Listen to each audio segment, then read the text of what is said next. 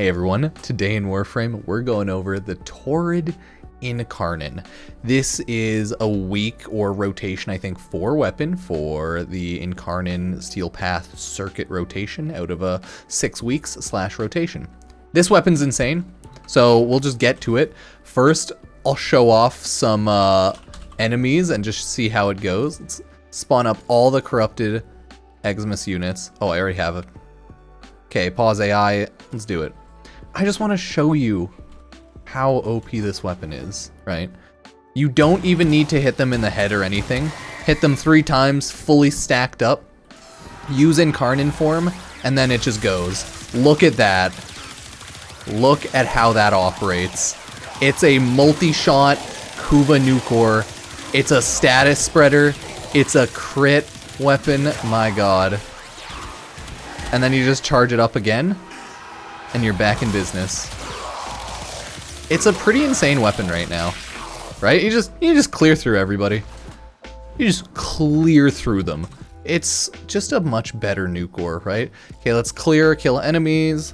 Let's do all of the corrupted Eximus bombards and just see how that goes, right? Look at that, they're so tanky, they're so strong, right?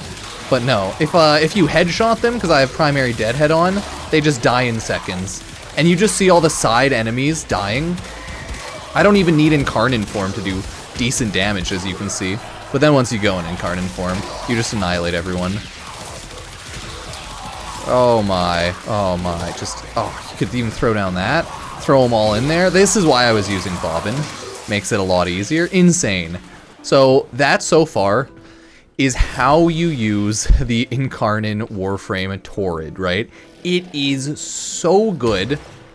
Does high damage, inherent toxin, high status, right? Adding on Incarnon form adds a lot of damage. So let's now jump on over to Cavallero on the Zeramin to take a look at what the actual Incarnon upgrades are. So yeah, let's jump on over there. So if you weren't aware, Cavallero on Zeramin is where you go to change around and do all your Incarnon shenanigans. And this is the Torid. As you can see, I've thrown some things into it. Boom. Rank 1 evolution is always just, it creates the Incarnon form, right? Evolution 2 is where it starts to get spicy. So here is the one I chose. Increased damage by 51. The damage is 40 by default, so this is more than double the damage. +3 multi-shot on last shot in the magazine. That's kind of lame because of the other stuff I put, but whatever. This one, increased damage by 31. Multi-shot consumes ammo directly from capacity and increases damage by 60%. So that one would, in theory, increase your damage in that regard, but I just don't think it's worth it. This one seems like the safer, higher damage, good type of evolution. So I'm picking that one. Makes your damage go up to 91, right? Mwah, beautiful. So evolution 3 is more casual. You have increased magazine capacity by 9. Okay. Lingering damage field duration doubles on first shot, and that's reload from empty. Not terrible, I guess. And then plus 50% projectile speed. So it'll make it easier to hit the enemies.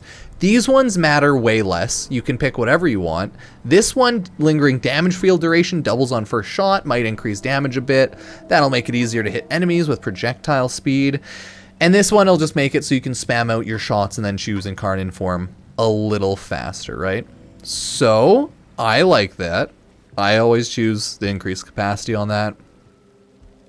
10 out of 10. Love it. So that's that. And then the final one is where a lot more damage also comes in. Increased crit chance by 20. If you choose this, your increased chance goes to 35% crit by default. Very insane. I chose Survivor's Edge because I think it's just better in this case. Increase crit chance by 15, so you only really lose 5% crit chance, and increase status chance by 15. That's the hybrid one. That's, all in all, I'd say really good. And then you have increased status chance by 34%. If you want to do a status spreading god build on this, you would choose that. But I'm just doing a general crit and status overall build for a good quality of life everywhere. But if you go elemental balance, you'll see that your damage, 73% Incarnon form crit chance, or sorry, status chance, without any mods on. It's fucking insane. But if you choose the crit one, your Incarnon form is 49% crit chance, and if you choose Survivor's Edge, it's 44 and 54. So either way, an insanely high amount of crit and an insanely high amount of status chance, paired with the inherent toxin effect, it makes a Torid Incarnon just a beautiful beast of a weapon, right? Like, I love it. Hopefully you love it, but if not, hey, that's okay. There's a lot of Incarnon weapons, and I still need to get a lot done, but that's the Torid Incarnon buffs from there. So quickly, let's take a look at the build, and then we'll throw it into a steel path, and, you know, I'll show you how it actually works on open steel path. So the build for my Torid that I'm choosing, you can build this any goddamn way you want, is this for right now.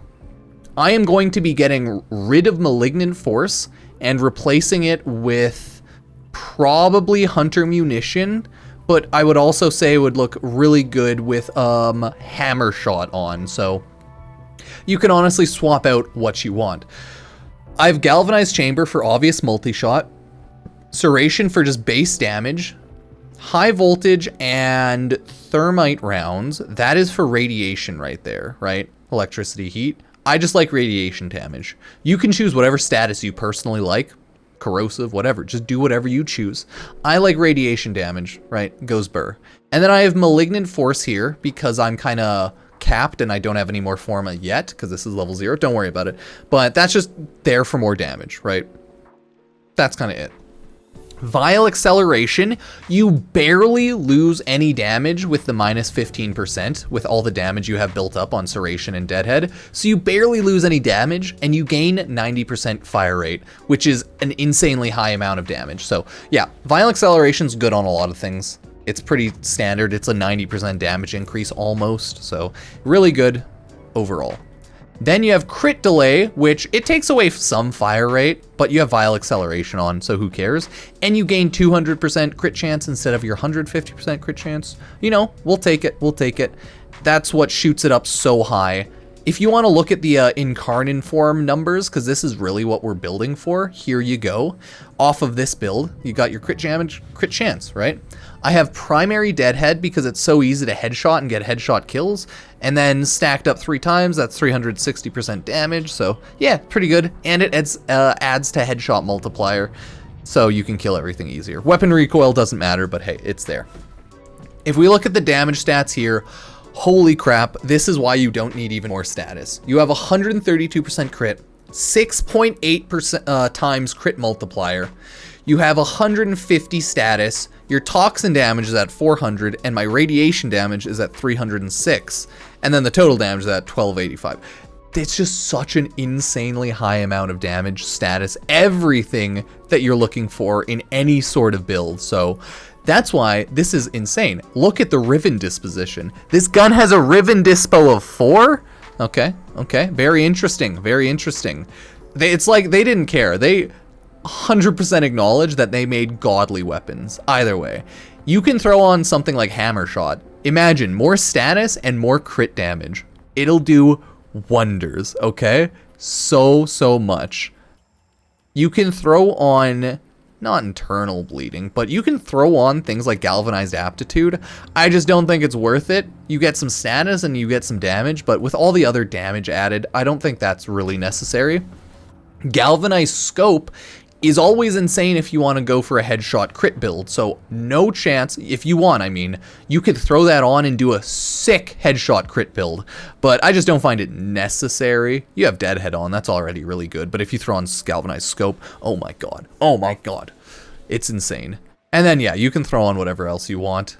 Speed Trigger if you want, Vigilante, Fervor. The multi-shot I feel like it's not worth it anymore because of Galvanized Chamber. But depending on what you're looking for, Vigilante, Fervor over Speed Trigger, I like it. But this is, for now, what I like to do. I'll throw Hunter Munitions on over Malignant Force afterwards, okay? Or I'll replace it with Hammer Shot, which would also be really sick, right? There's no wrong way to go about it. Either way, the damage is insane. So let's go to a regular old Steel Path type mission, and I'll show you how it kind of works. We'll just do like a Void Steel Path, and we'll just kill a bunch of enemies. You already saw it kill enemies in the like simulated simulacrum. But now you'll get to see real Steel Path enemies. I'm just using Bobbin because I've been throwing, as you can see, Forma into him. And he so happens to work insanely well with a beam weapon. Who would have guessed? So if we just throw ourselves onto Void Mott, we'll see that you can get such an insane amount of kills, and we'll just generally review the weapon, right? It's a really good Steel Path weapon, okay? You'll see, you'll see. So, once you actually start Steel Path, that's when the fun begins, right? This is when you can just throw this down, you can throw your Torid, and you can see the insane amounts of damage, okay? You can see it right there. My Bobbin might not be good built for Steel Path yet, but that's okay, right? Go Incarnon form, and then you'll see. Then you'll all see. I don't have a good way to heal him right now. I wouldn't worry too much about it. Your Incarnon form is just too strong. No. My poor Bobbin. Your Incarnon form is just too strong. Even with CC. Oh my god. That's how you do it. It just kills everything, no problem. You gotta love it. So far I've been having fun with it. It's essentially a Kuva Nukor kind of weapon, but better. It is what it is. I wasn't actually hitting anyone there. If you look in your top right, you can see I've been getting a lot of headshot kills. So my primary deadhead is fully stacked up right now. Okay, now I'm actually properly hitting the enemies because I'm paying more attention. And that's just how it goes. Right? I can go back here, a lot of the enemies are spawning. And it just jumps between them. No freaking problem. Because you can see, it like chains the beam weapon over, right? It doesn't just hit them, it chains it over. So it's, you know, self-killing for some of the other enemies. Look at that. That's just not fair, right? Absolutely unfair type of murder. The levels of murder on this weapon are so through the roof. Let me throw that, right?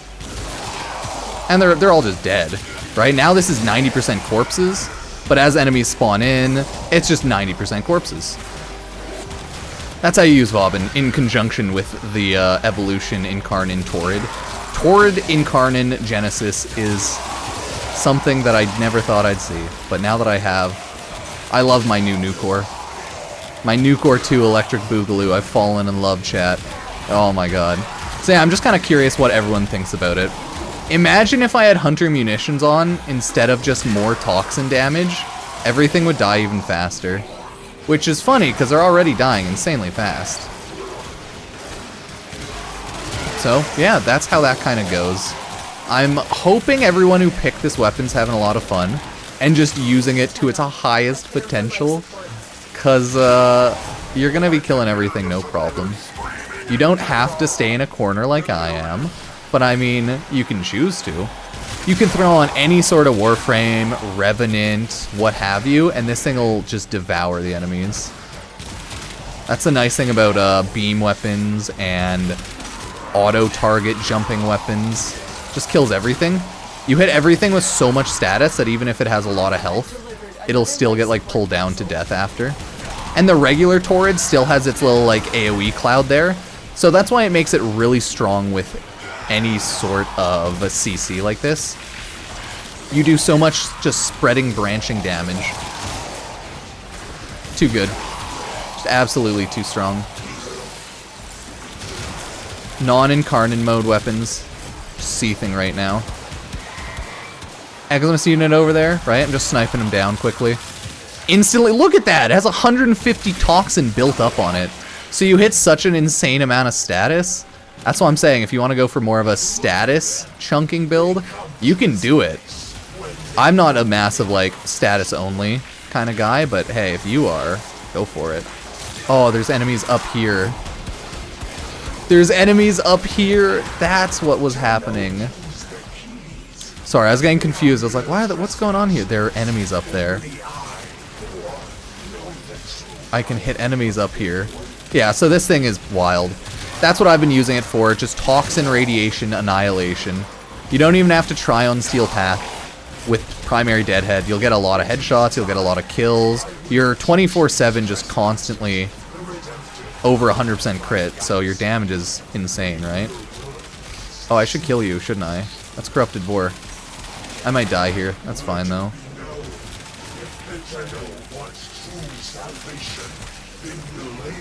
Doesn't really matter if I die realistically. It's just very funny. So yeah, the Torid Incarnon, man. So many of the Incarnon weapons are really good. I'm not surprised that they're doing so well. They're just all so strong. Oh no, I got. I wonder if that was your boy or if I killed him. I wasn't paying any attention. So yeah, that is Steel Path Torid.